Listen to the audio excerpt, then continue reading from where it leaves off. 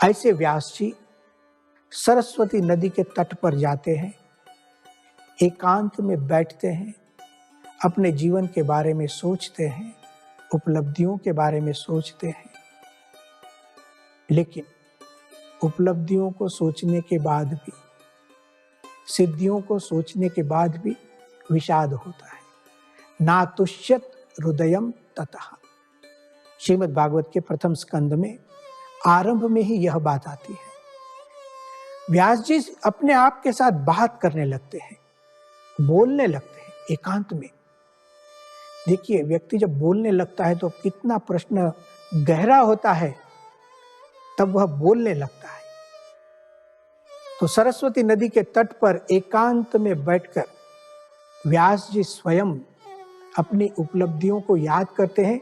लेकिन विषाद क्यों होता है कि इतनी उपलब्धियां हैं, इतने कार्य मैंने किए हैं, तथापि बत अरे अयम में देह्यो आत्मा, यह जो मेरी आत्मा है असंपन्न इव आभाति, परिपूर्ण नहीं लगती है, कृतकृत्यता का अनुभव नहीं होता है, सूना सूना लगता है।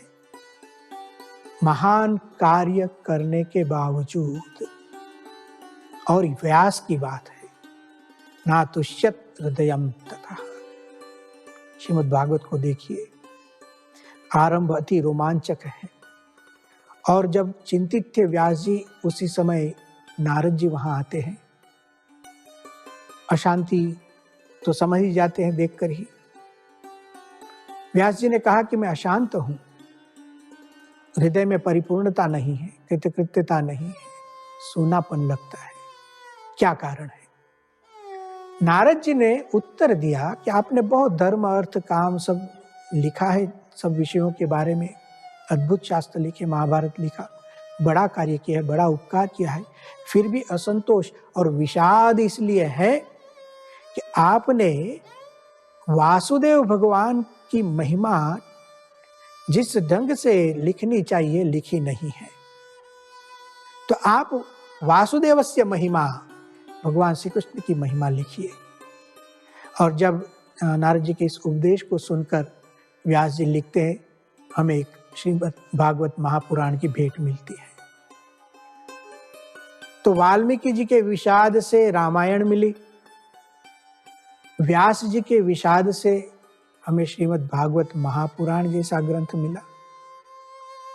नारद जी स्वयं चिंतित हुए हैं, उनको भी विषाद हुआ है।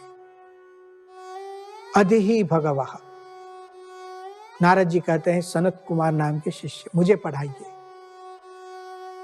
सनत कुमार ने कहा, यद्वेत्थ तेन मोपसीद ततस्ते ऊर्ध्वं वक्ष्यामि थी।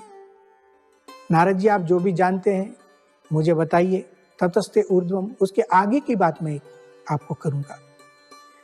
तब नारद जी ने सुनाया, ऋग्वेदम भगवद्ध्येमि, यजुर्वेदम सामवेदम, आथर्वणम चतुर्थम, इतिहास पुराणम पंचमम, और ऐसे करके 22 विद्याओं का लिस्ट सुनाते हैं।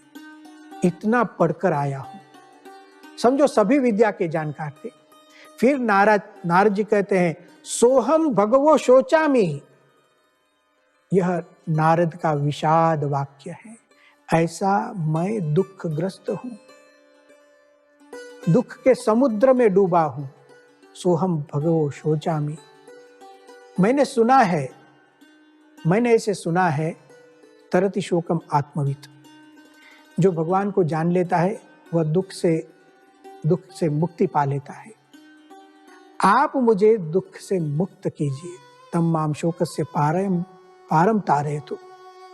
और फिर जाकर के नारद जी के इस विषाद वाक्य से, इस विषाद में से हमें छांदोग्य उपनिषद का 7वां अध्याय मिला, जिसे भूमा विद्या कहते हैं। भारतवर्ष की यह विशेषता है हमारे शास्त्रों की, कि यह शास्त्र हमें जीवन की एक सिद्धि देते हैं, दुख मुक्ति देते हैं, सुख प्राप्ति देते हैं। केवल जिज्ञासा से यहां शास्त्रों का जन्म नहीं, केवल क्यूरियोसिटी नहीं है, मुमुक्षा है, मुक्ति की इच्छा है।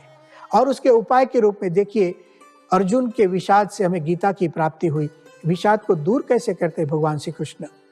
भक्ति की बातें आती है, ज्ञान का सिद्धांत आता है, कर्मयोग का सिद्धांत आता है, एकाग्रता की बातें होती है। श्रीमद् भागवत आप पढ़िए, विविध स्कंद में भक्ति की गरिमा बताते हैं। तो भगवान की भक्ति, भगवान की उपासना, भगवान के स्वरूप का ज्ञान, जगत की नाशशीलता, वैराग्य, इन सब शास्त्रों को लेकर, इन सब सिद्धांतों को लेकर हमारे शास्त्र बने जो हमारे दुख का निवारण करते हैं। तो इस ढंग से श्रीमद् भगवद गीता का प्रथम अध्याय अर्जुन विषाद योग, अर्जुन का विषाद योग की भूमिका को प्राप्त हो गया, क्योंकि भगवान श्री कृष्ण उनके साथ में थे।